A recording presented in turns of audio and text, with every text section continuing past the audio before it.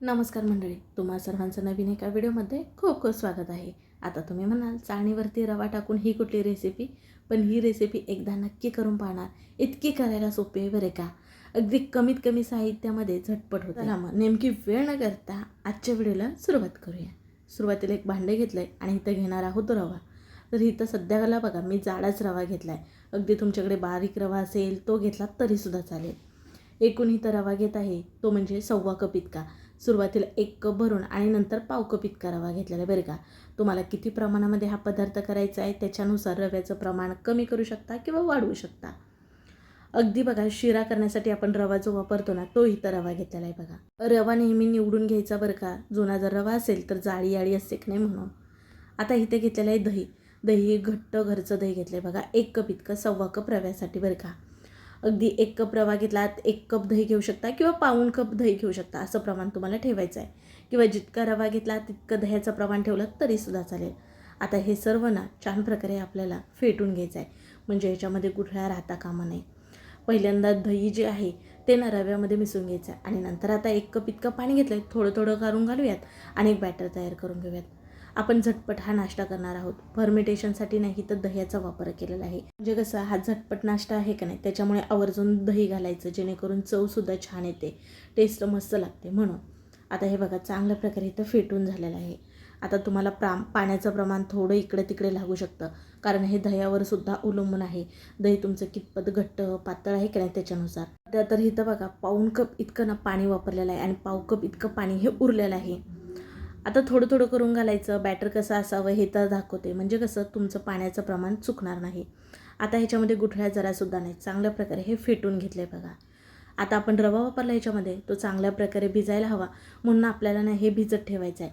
एक साधारण 10 ते 15 मिनटामध्ये रवा चांगला फुलला जातो बघा. बस इतकाच वेळ, अजिबात जास्तसुद्धा वेळ लागत नाही. तासनतास भिजत घालण्याची गरज नाही. आता ह्याच्यावरती झाकण ठेवून बाजूला ठेवूयात आपण. तोपर्यंत दुसरी तयारी करूयात, ते म्हणजे ह्या नाश्त्यासोबत खाल्ली जाणारी हिरवी चटणी करूयात. त्याच्यासाठी मिक्सरच्या भांड्यामध्ये बघा मूठभर इतकी कोथिंबीर घेतले स्वच्छ धुवून, 4 हिरव्या मिरच्या, पाववाटी इतके फुटाणे डाळ घेतले, त्याचबरोबर आलं, लसूण आणि चवीनुसार मीठ घातलेलं आहे. त्याचबरोबर अर्धा लिंबाचा रस घातला. अगदी तुम्हाला वाटलं तर तुम्ही ह्याच्यामध्ये ना दही घातलात तरीसुद्धा चालेल. 1 पाववाटी बर्फाचे 1 क्यूब घातले, म्हणजे कसा चटणीचा छान हिरवागार रंग टिकून राहतो म्हणून. पाणी घातलेलं नाही, सुरुवातीला भरड असं वाटून घेतलं आणि नंतर पाणी घालून ना चटणी मस्त बारीकसर अशी वाटून घेतली. आणि बघा इथं आपली ही हिरवी चटणी तयार झाली. अगदी तुमच्याकडे पुदिना असेल तर ह्या चटणीमध्ये पुदिना घातला तरीसुद्धा चालेल. इथं आपली ही हिरवी चटणी तयार झाली, बाजूला ठेवूयात. आणि इथं घेतलेली ही चाळण आपल्या घरामध्ये मोदक उकडण्यासाठी किंवा वड्या उकडण्यासाठी असते बघा. तर इथं घेतलेला आहे सिल्वर पेपर. ह्या चाळणीच्या मापाचा ना सिल्वर पेपर कापून घेतला आहे आणि ह्याच्यामध्ये असा बसवला आहे बघा. सिल्वर पेपरच्या ऐवजी बटर पेपरचा वापर करू शकता, किंवा जर तुम्हाला चाळण नसेल वापरायची मग तुम्ही केक टीन किंवा कुकरमधला आपला डाळ भाताचा जो डबा असतो तो घेऊ शकता, किंवा गोल केक टीन असतो असं तुम्ही घेऊ शकता, किंवा गोलाकार आपलं स्टीलचं पातेलंसुद्धा असतं खालून सपाट असलेलं, ते सुद्धा इथे वापरू शकता. आणि बघा सिल्वर पेपर जरी लावला तरीसुद्धा थोडंसं इथं तेल लावून घेत आहे बघा, म्हणजे कसं हा नाश्ता आपला सहजपणे बाहेर निघेल म्हणून. आता ही अगोदरच तयारी करून घ्यायची आहे. आता जरा हे बाजूला ठेवूयात. तोपर्यंत इथं बघा पातेल्यामध्ये साधारण 1.5 ग्लास इतकं पाणी घेतलं आहे आणि लिंबाची फोड टाकले. ह्याच्यावरती झाकण ठेवून हे पातेलं गॅसवरती ठेवूयात, म्हणजे पाणी तोपर्यंत गरम होईल. ही सगळी प्रोसेस करूसपर्यंत, चटणी करूसपर्यंत आपला रवा चांगल्या प्रकारे इथं भिजलेला आहे बघा. आणि तुम्हाला बघा आत्तापर्यंत नेमकी कुठली रेसिपी करत आहोत हे नव्हतं सांगितलं, तर आज आपण ना झटपट असा रवा ढोकळा करत आहोत बरं का. आता बघा ह्याच्यामध्ये इथं घालूयात चवीनुसार मीठ, 1 अर्धा चमच इतकं. त्याचबरोबर तेलाची किटलीमध्ये जी पळी असते बघा त्यांनी अर्धी पळी इतकंच तेल घातलेलं आहे.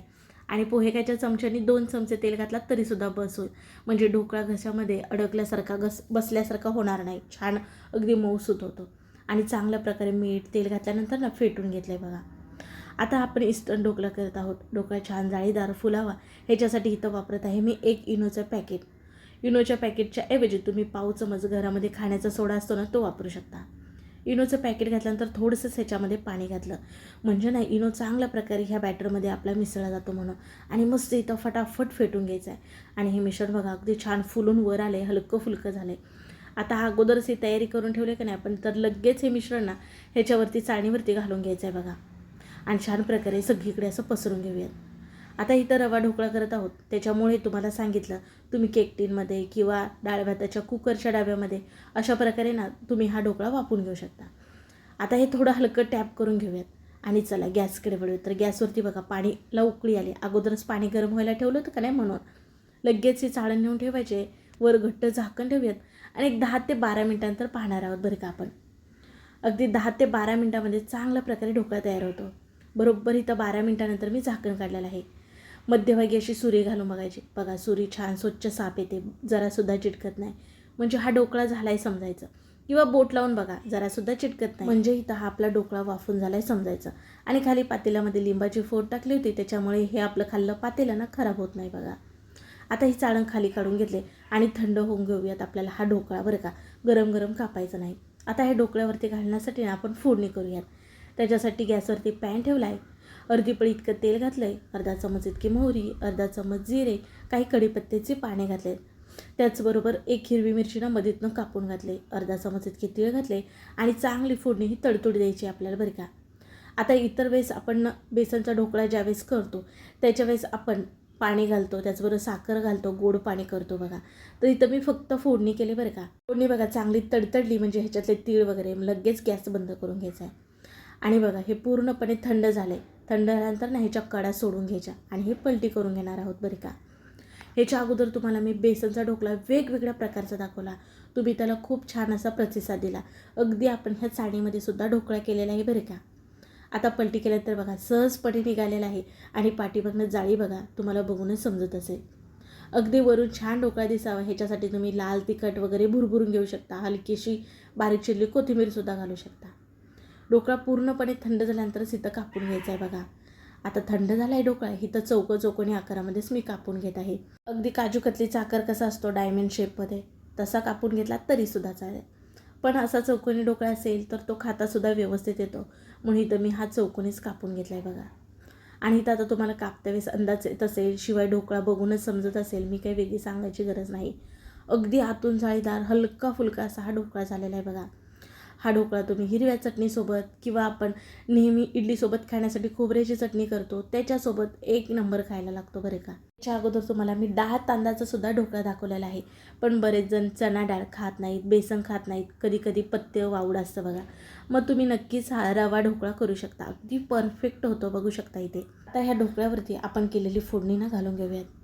अगदी तुम्ही हे ढोकळ्याचे छोटे छोटे पीसेस फोडणीमध्ये घालून ना हलके थोडेसे फ्राय करून परतून घेतला तरीसुद्धा चालेल, किंवा तुम्हाला बिलकुलसुद्धा तेल वापरायचं नसेल मग वरून फोडणी नाही घातलात तरीसुद्धा चालेल. वरनं हलकीशी बारीक चिरली कोथिंबीर घातली. मस्त इथं आपली ही तयार केलेली हिरवी चटणी आहे.